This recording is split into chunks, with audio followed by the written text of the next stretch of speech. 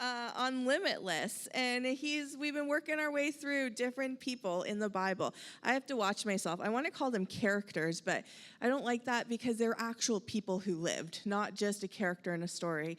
But we've been looking at different lives and people and their experiences through Scripture, and we looked at Moses and how Moses was limited by his excuses, but God, with God's help, he was able to overcome that. Then Gideon, he was limited by his false identity, remember? And God showed up with an angel and declared he is a mighty warrior. And then Jeremiah, he had a case of the two this or two that's, and he was too young. And Pastor Rob talked about how sometimes we use that line, oh, I can't do it because I'm too this. I'm too quiet. I'm too old. I'm too whatever, you fill in. And we talked about how don't let that limit you. With God, that's not a limitation. And then last week, I'm looking forward to finishing this. I started the message, but I didn't quite get it done yet. But he looked at Peter, and Peter is one of my favorite people in the Bible, actually. And Peter made a big mess up that could have limited him. But with the grace of God, it didn't. And he was able to go on and do amazing things for God. And so we're going to continue the series today. We're going to look at another person from the Bible. And today, the person is actually a girl. So Google ladies in the house. Woo woo. Yeah. And I got to choose whoever I wanted, and he didn't assign this to me just because I'm a girl. Just so you know, I had choices, and this is where God kind of led me. But today we're going to look at a character who she had some circumstances that seemed a little limiting. And as I was thinking through her and her life, it got me thinking about junior highs. Oh, yeah. And being the next gen pastor, I get to the privilege and honor of spending time with our students. But junior high, I shouldn't say I have a favorite ministry because I love them all equally in the church, but junior high is a special place in my heart because it is just pure chaos in the best way. Not as much our junior highs because we have a smaller group and they're chill, but if you go to bigger junior high groups and you walk in on a junior high night, it is bedlam. Just my sister dropped my nephew off for his first junior high night, and she calls me and she's like, Kim, there's just kids running in the parking lot, and they're wearing this, and they're saying this, and it was just pure bedlam in the best way. It's just awesome. We do have control, don't worry. We control the chaos. But, junior high can be so overwhelming to some because you walk in, and they're just in this phase where they're just learning and figuring out who they are, and so they wear some of the strangest outfits. One kid might have fairy wings on their back, or a cat ears, or stripes and polka dots and chevrons, or one's dressed all in black, and they're strange outfits. They're figuring out who they are. And then on top of it, they're using all this weird lingo. If you go to the mall and listen to a group of junior highs talking, it will make no sense to you. You're going to hear words like 6'7", no cap, and oh, he's the Rizzler. And to us older people, it's like, what? But it's the best. I love it. And in my first church I pastored in, I had the privilege of working with our next gen pastor, and we ran the junior high group. And when I first started, it was in a community center downtown Sarnia, and we'd have all these kids coming from all the neighborhoods coming in, and they would walk or get dropped off, and the majority of them were coming from homes that were not of a church or faith background. A lot were coming from the lower income areas of the city, and just a rough group of kids, but I loved them. And then we had to transition our group into the church building, which is outside of town. And we didn't really know how to do that because we didn't want to lose these kids that were walking, and we were so close to where they are. And so we ended up having to run a bus and a van. Some nights we would run a 12-passenger van and do 2 or 3 pickups. It was craziness in the best way. And these kids would come in, and we would take attendance, and I'd keep a record of all the kids that would come in throughout the year. And at the end of each school year, it wasn't uncommon for us to hit 100. or more of kids who had been through our program for the first time. Amazing. Now, not all of them were repeats. We usually had like a core 30 to 40 that were like our repeats that would come every week. But there were moments. I remember we were loading the last van out and we're outside, and one kid decided to climb the side of the building, just right up the brick wall on the roof of the church. And I'm looking at Trish, and Trish is looking at me, and we're telling him to come down, and he's not coming down. And I'm thinking, I can't climb this building. Like, I cannot do what he just did. And it's just moments like that. And you're like, what am I doing here? And these kids, some days we weren't even sure their parents knew they were here, because that's just the kind of homes that they came from. And they were just like, you name it, it was in a lot of these homes. Drugs, broken relationships, no dad, jail, like all of it. They dealt with it all.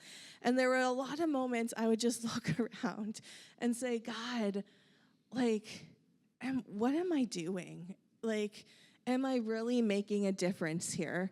Because statistics tell us that kids who grow up in a poverty family, the highest percent will stay in that cycle and just continue it. It's really hard to break the cycle. And I just remember looking, going like, God, I know you love these kids, but how? How is this going to make a difference? How are these kids going to do better? Like, I just couldn't see it. And looking at their situations and the circumstances they came from, it just felt so limiting. Have you ever felt that way, where you just looked at a situation and thought, I don't know how God can use this, or I just feel so limited because of this situation. Like, I can't move forward. I can't do this. I can't do that because of this situation. And the person that we're going to look at today, her name is Esther, and she found herself in a situation just like that, where on the outside looking in, you would question, like, how could God possibly use a situation like this? It's pretty awful. So the story of Esther and the accounts of her life are found in the book of Esther in the Bible.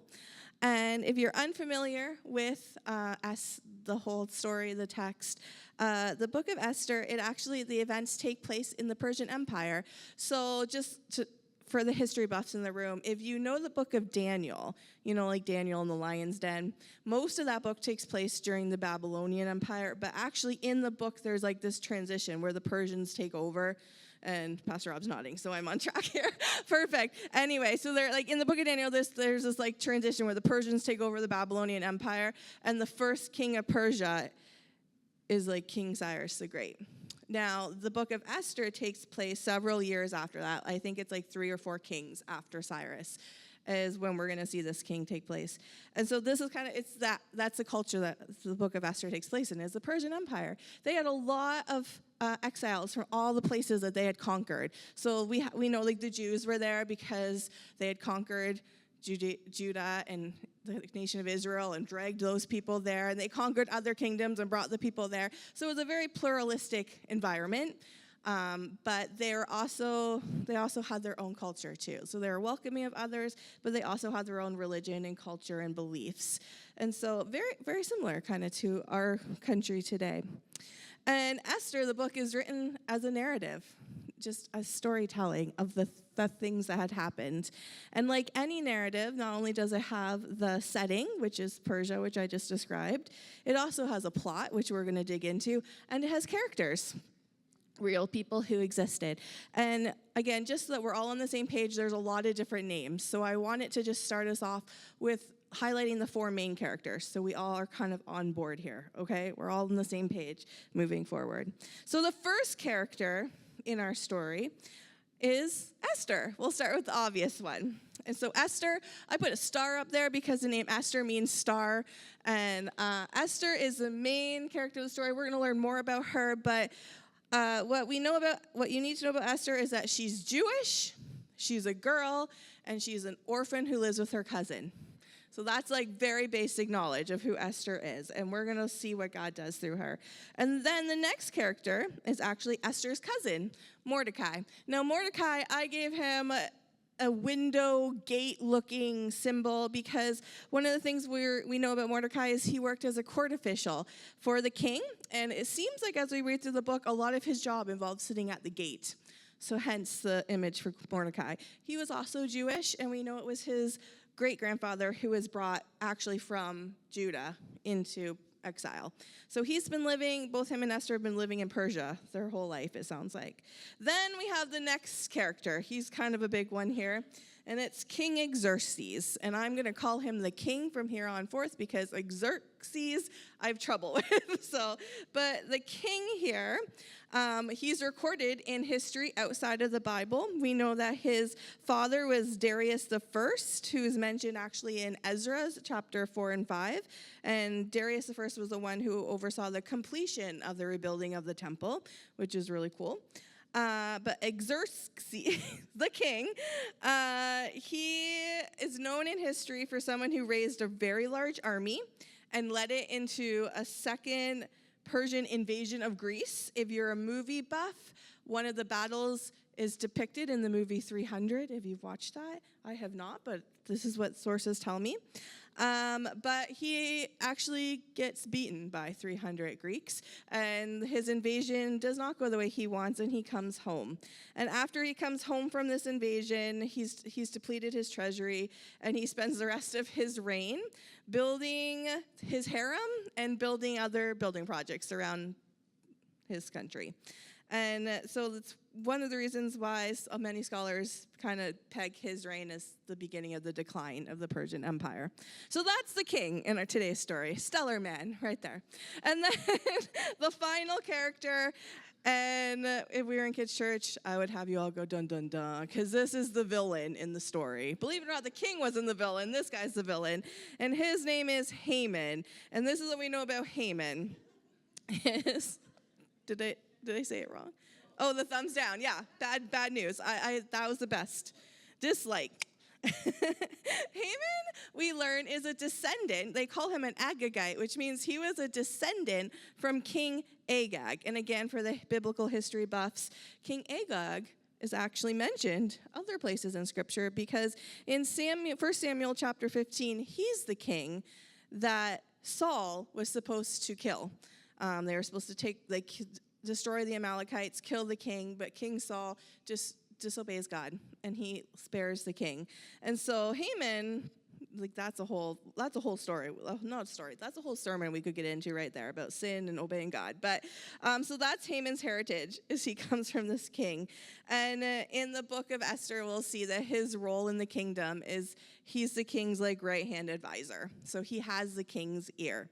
Okay, so those are the four main characters. So everyone's with us. Okay, perfect. So we're going to pick up actually in chapter 2, because the whole book of Esther is 10 chapters, and I promise you we're not going to read all 10 of them. So we're going to start, if you have your Bibles, you can turn or flip to Esther chapter 2. And while you're getting there, what we need to know is that Esther chapter 2 takes place after King Xerxes came back from his war.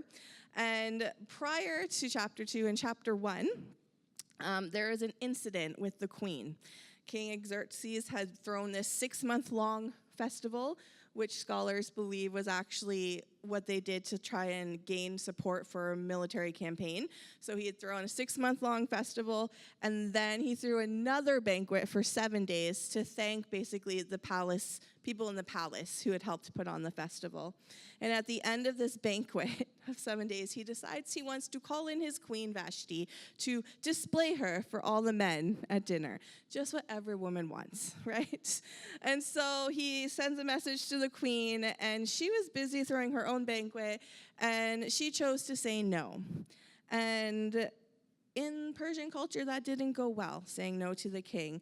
And the king and his advisors determined that she is now a bad example to all women around the kingdom. And so her title is taken away from her, and she is banished from the king's presence. So that's how the book of Esther opens, this whole story about Queen Vashti, and she is banished out of his presence.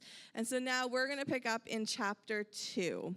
So looking at Esther chapter 2, verse 1, it says, Later, when King Xerxes' fury had subsided, he remembered Vashti and what she had done and what he had decreed about her. Then the king's personal attendants proposed, "Let a search be made for beautiful young virgins for the king. Let the king appoint commissioners in every province of his realm to bring all of these beautiful young women into the harem at citadel of Susa.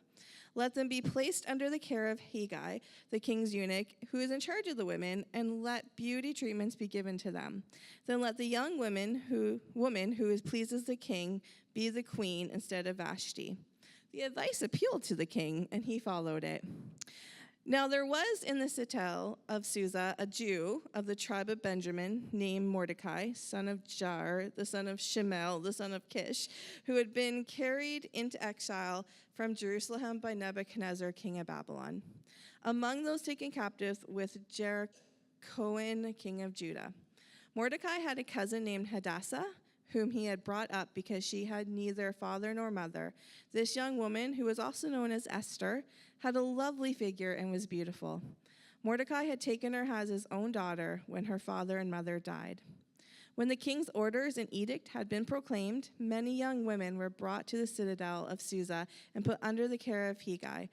Esther also was taken to the king's palace and entrusted to Haggai, who had charge of the harem. She pleased him and won his favor. Immediately he provided her with beauty treatments and special food.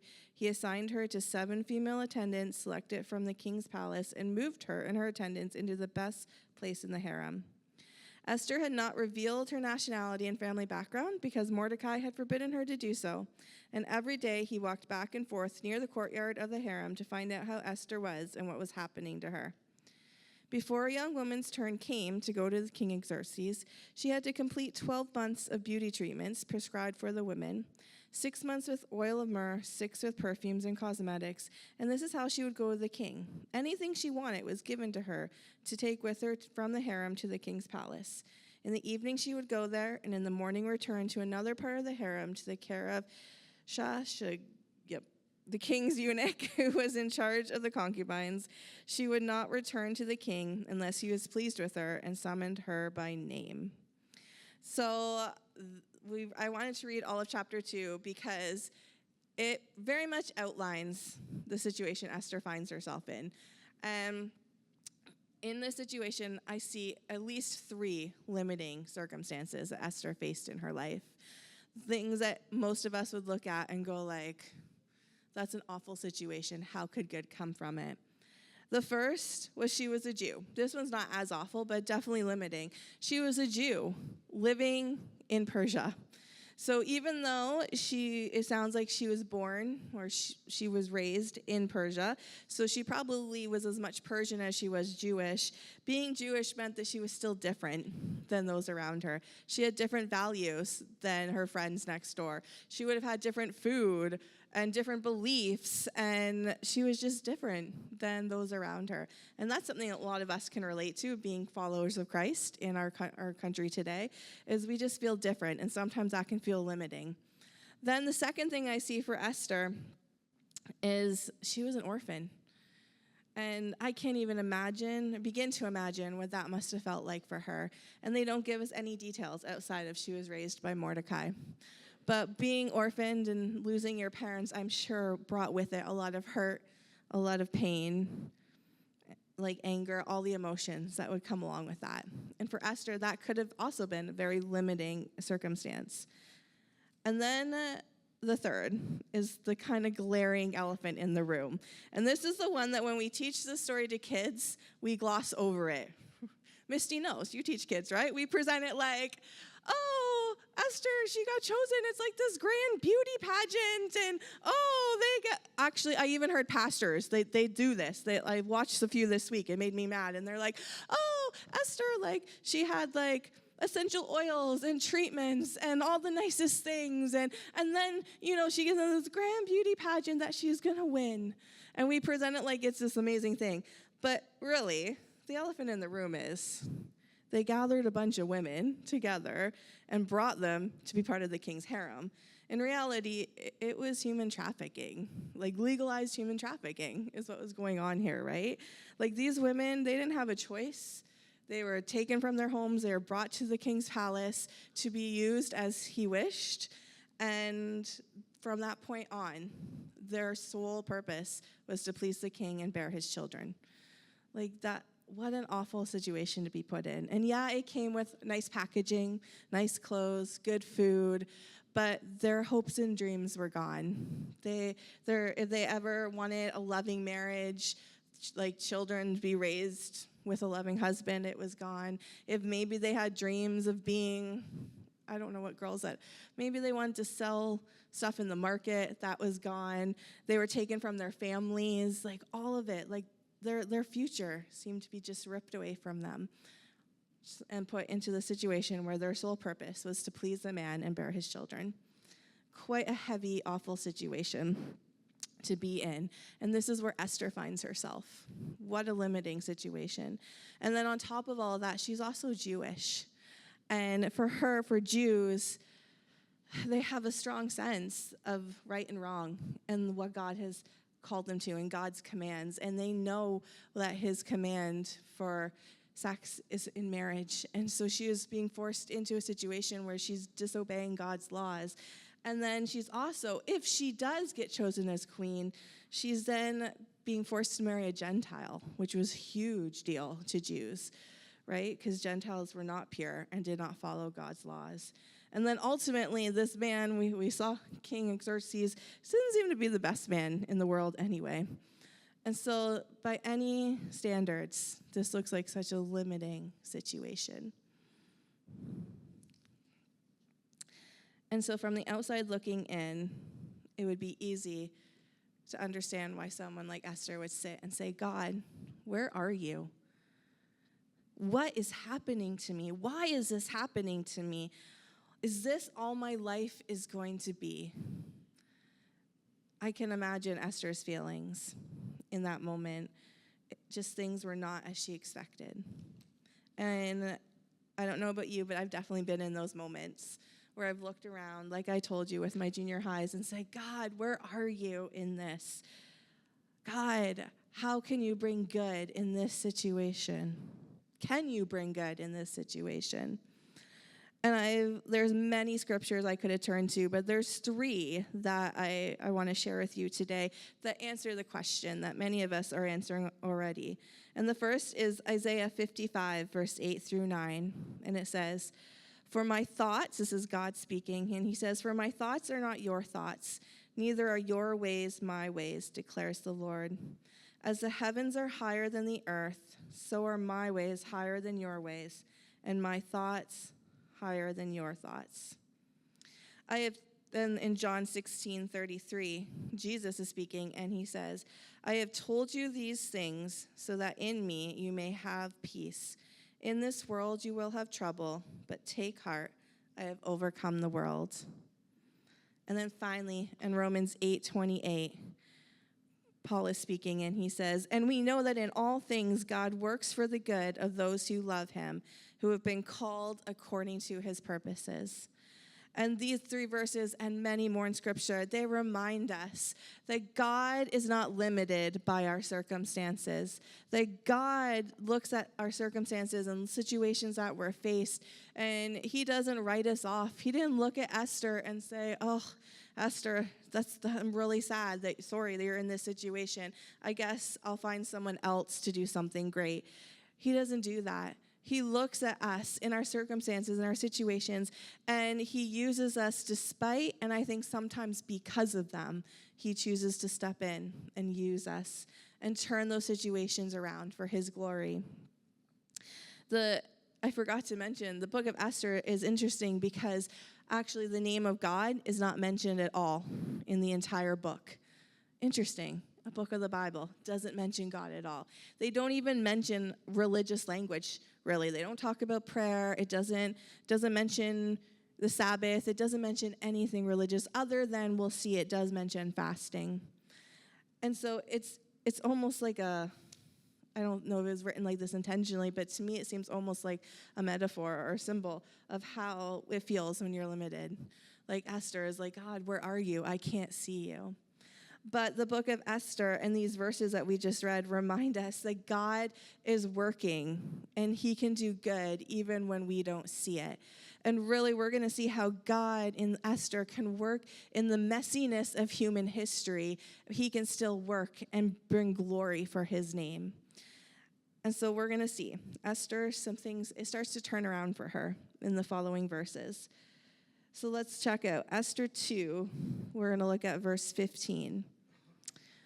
When the turn came for Esther, the young woman Mordecai had adopted, the daughter of his uncle Abihail, to go to the king, she asked for nothing other than what Haggai, the king's eunuch, who was in charge of the harem, suggested.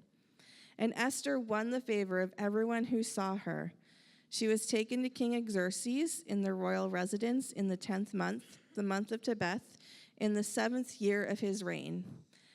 Now the king was attracted to Esther more than any of the other women, and she won his favor and approval more than any of the other virgins.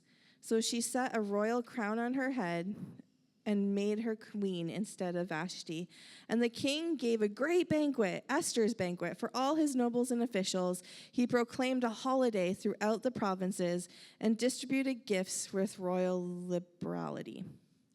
So, and this is where we start to see God is working. God did not cause the situation that Esther found herself in. He doesn't condone sin, but despite the sinful situation, he's able to use it. And he shows up and he's working. And there's actually 4 different ways I see God working here. The most obvious was that she gets chosen to be queen. But even before that, we see that when Esther got to the harem, God started working because he gave her favor. He gave her favor with the head eunuch. And he liked her and gave her servants and put her in the best place. And then eventually we see that he gave her favor with the king, which is really amazing and a miracle, because we don't know how many women, but there was probably a lot of women. And so for her to get chosen, the odds were not in her favor, but God gave her favor. And then we also see God was working because God gave Esther wisdom. It says when it was her time to go to the king, she could have brought anything she wanted. I would have probably picked something that made me feel confident or safe or secure. But Esther, she decided to ask someone with some experience and knowledge what she should do, and she chose to listen to them. I think that's wisdom from God. He was giving her wisdom to know how to handle the situation she was in.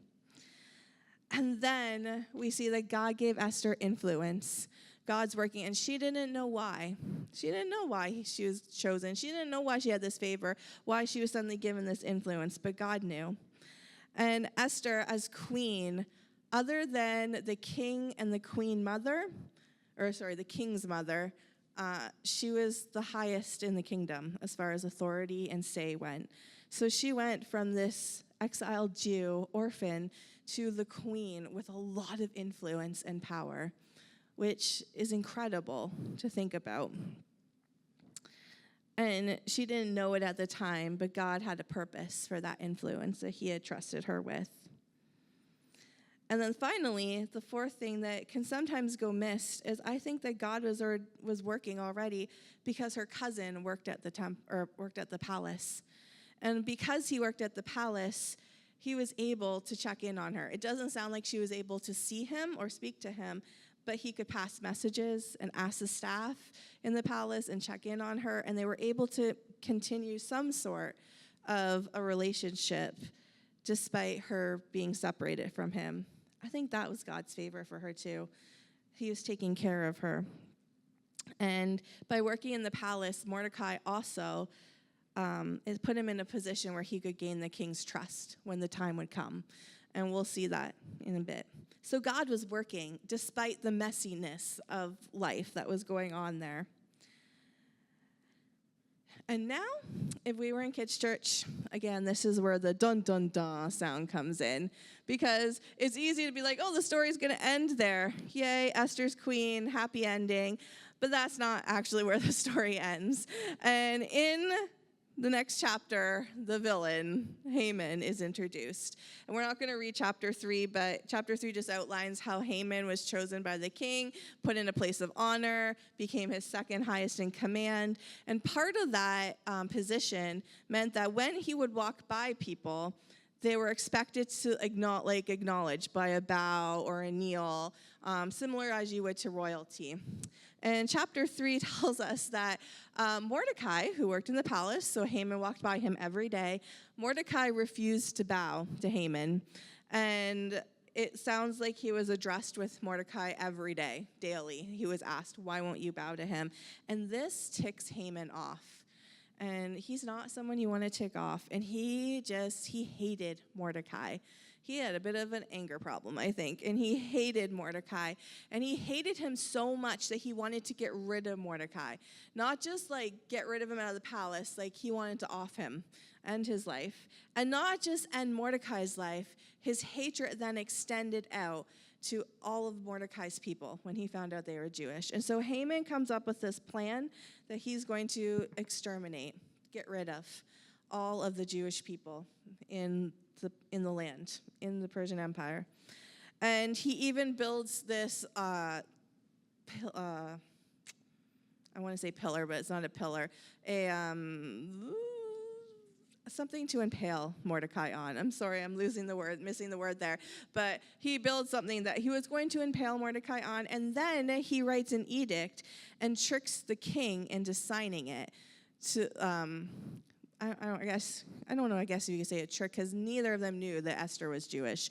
But he gets the king to sign this edict stating that the Jews are going to be exterminated. Anyone in the kingdom can kill them on such and such a day.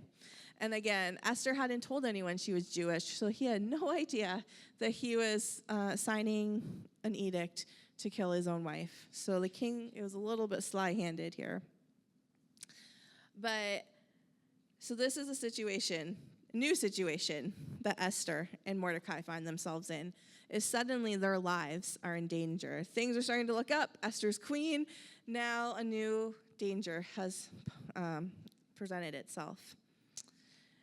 And so we're going to read in chapter 4 the conversation that goes back and forth between Mordecai and Esther about this new threat that's been posed on their lives.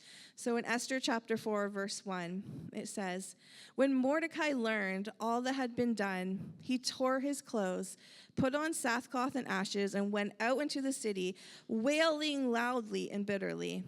But he went only as far as the king's gate, because no one clothed in sackcloth was allowed to enter it. In every province to which the edict and order of the king came, there was great mourning among the Jews, with fasting, weeping, and wailing. Many lay in sackcloth and ashes.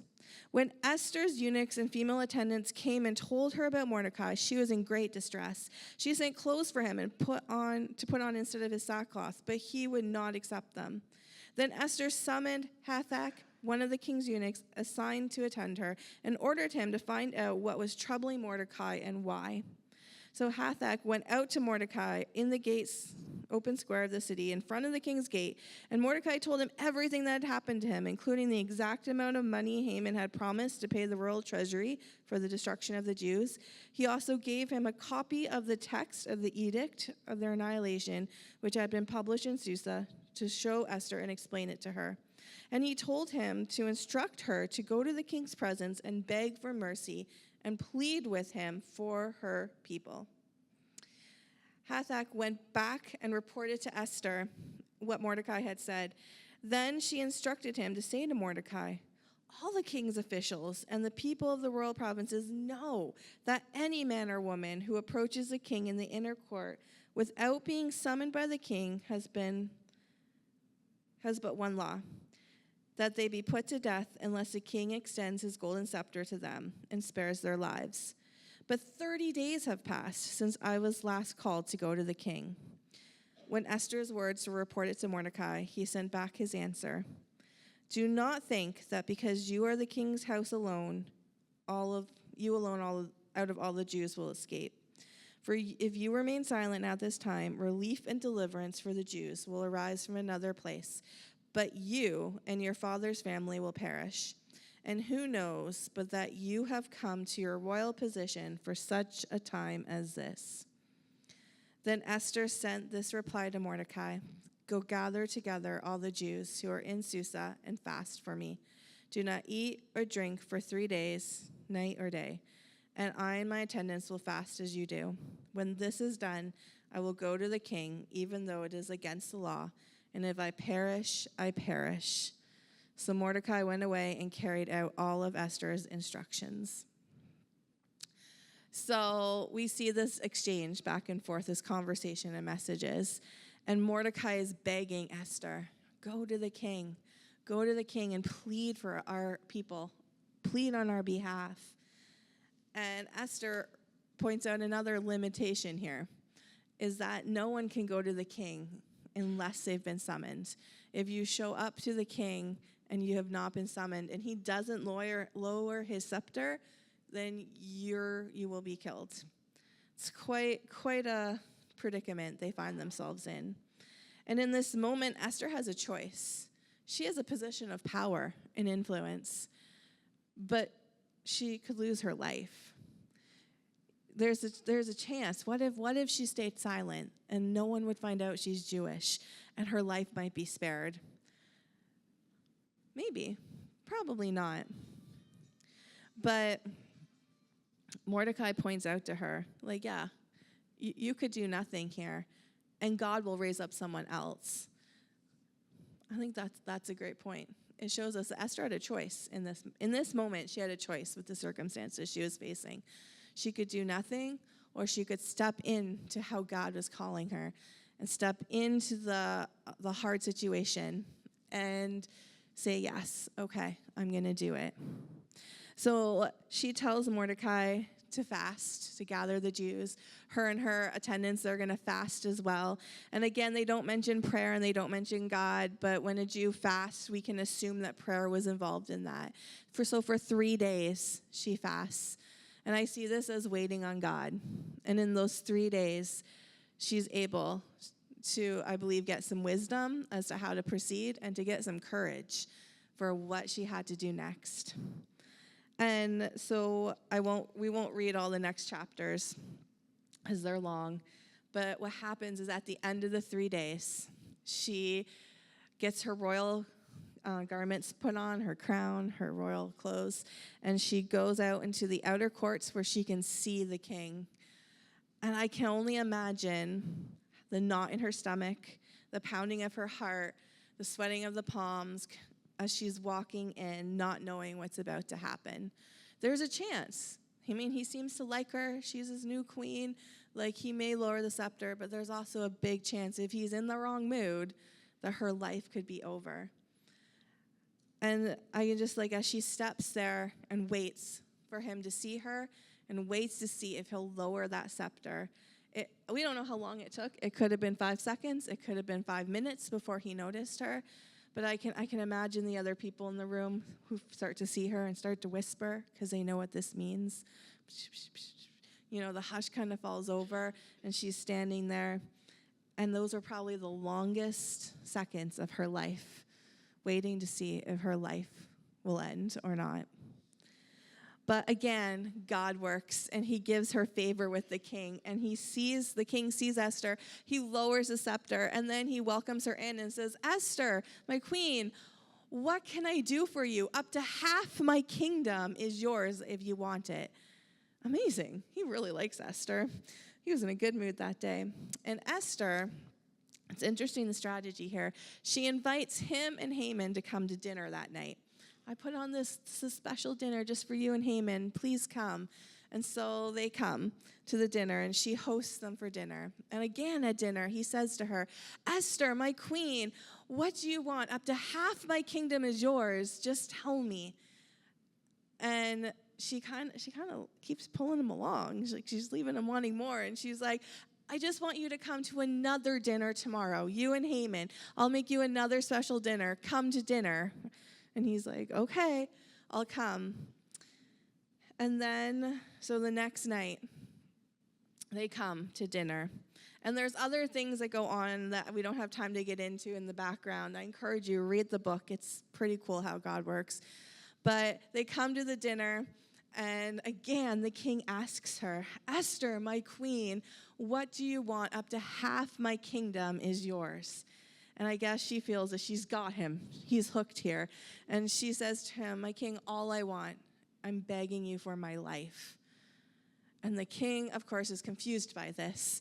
And he's like, what do you mean your life? And like, who has threatened your life? And she tells him, it's that man there, Haman. And the king's furious. He leaves the room. And while he leaves the room, Haman decides he's better beg for his life because he knows where this is heading.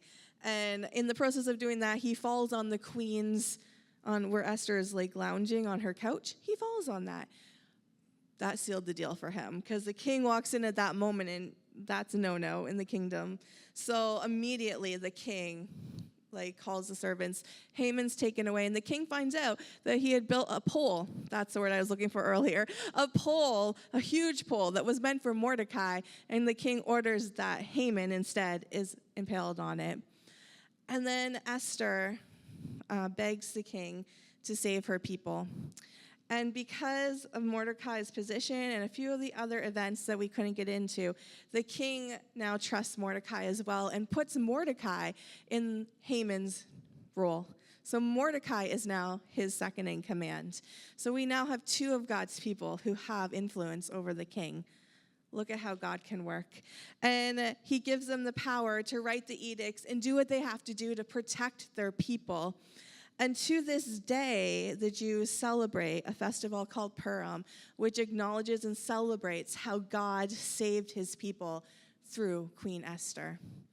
And I love how Esther was in this situation, more than one, that seemed so limiting. And so that just would count her out. And she chose instead to sit back and not be limited, but instead to step into God's goodness and step into the opportunities that God was giving her and let God work through her and take an awful situation and use it for his glory and his good. It's an amazing story. And it's not the only one like it in Scripture. I think of so many in Scripture. Like Joseph, if you know that story, he was sold into slavery in an awful situation, but God redeemed the situation. I think of David, who was the youngest and a shepherd boy, and God took him and used him for great. I think of the disciples, some of them who were in situations that weren't ideal, but God still called them and used them for great things. And there's so many more in Scripture, so many examples where God takes not ideal situations, limiting situations, and still turns them for his glory and uses the people in them for his glory. But sometimes when we read Scripture, those examples can feel so far away from us today. And it's easy for us to look around and be like, okay, God, but where are you working today? And first, I want to encourage you that, in the book of Esther, God was working a lot behind the scenes. He wasn't doing a lot of big supernatural stuff. He was working in the natural to do something supernatural. And so in our lives today, in your life, God is working. You just may not see it. But I've seen God work and take limiting situations and use them for his glory. I think of my own life. I shared my story back in July or August, and I shared I was a quiet kid. And so for me, I was a quiet kid, not from a pastor's family at all, but yet God still took me, and I let God use me and put me in a pastoral position where I'm speaking to people on a regular basis, and God can use me. But last night I was thinking, and I was reminded of those junior highs I told you about earlier, those ones that were coming from these such horrible family situations. And I won't give you all their details because it's their stories to share, but some of them, I've seen God do incredible things through them. There's one girl, and she came from a broken home, messy, and now today she is married to a wonderful man. and they're pastors in a small church in our district. I saw them last week, and they have 2 little girls, and she is just the best mom in the world to these 2 little girls. And they're serving their youth and their kids, and I'm so proud of her. But she was started in a very limiting situation. And then there is this guy, this one junior high. I remember him one night. He took my phone, ran around the building, put his name in my phone, as I won't use his name, but let's pretend it's Jim. Jim is awesome. And it's still in my phone like that to this day. But his story is incredible. But it's incredible, but it was rough for a long time. And people from the church surrounded him. Some of them took him in, let him live with them. It's just supported him along the way. And out of that very awful, limiting situation, he's now a youth pastor in our district, pastoring a huge youth group, bigger than I've ever pastored, and just killing it for Jesus. And I'm so proud of him. Married to a wonderful girl. And then there's another girl from that group. Again, it's her story. I won't give the details, but just awful situations, limiting. And today she is a pastor. She was pastoring one of the biggest junior high groups, I think, in our country out in BC. She's now moved out east, and she's pastoring young adults. And she's actually going to be speaking at our junior high conference next month. And so she's going to be speaking into the lives of my students that I'm bringing there. And I'm so proud of her. And I just look at all of these stories, and I say, God, you are so good. Praise Jesus. I give all the glory to him. But God is not limited by our circumstances. He's not limited by the things that we experience. And if we choose to let him, we can step in and let him use us for his glory, despite what's surrounding us. And so my question for us today is, what circumstances are limiting you? Is there something in your life, a circumstance, a situation that seems so limiting? Seems like, how could God use this? Or how could God use me because of this? Maybe God's calling you to do something, but you're allowing a circumstance to limit you. And I want to tell you that God's calling you to step out and give that situation to him. If he can use Esther in her situation, then he can use you in yours. And so I just want us to take a moment. We're going to close our eyes, and maybe Pastor Rob can come and do some music while we close our eyes. But I just want us to close our eyes for a moment. I just want you to just sit with Jesus and just ask him, Jesus, is there a situation in my life that I'm allowing to limit me? Jesus, is there something you're calling me to do, but I haven't been doing it because I'm limited by the situation? Just sit with that for a minute.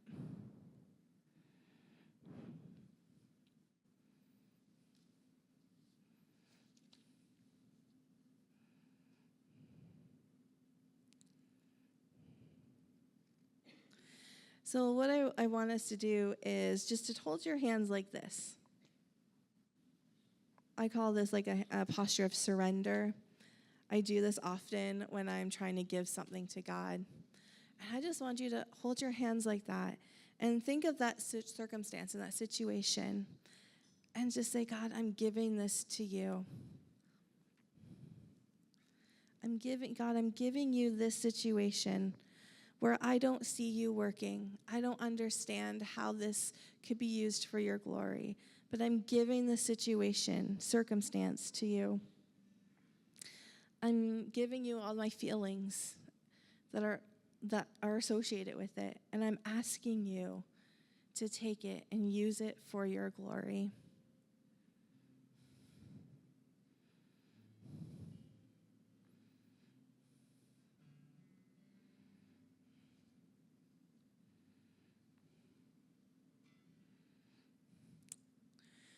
So God, all around this place, I know that you're speaking to hearts.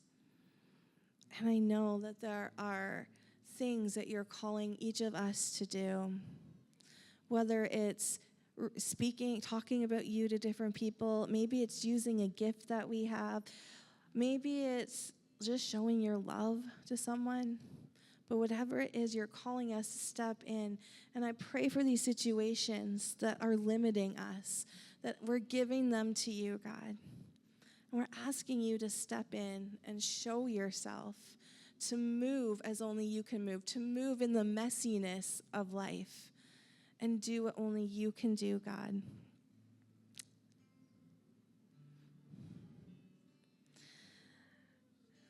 And I recognize that for some of us, some situations are heavy and it's hard and we can't carry them on our own.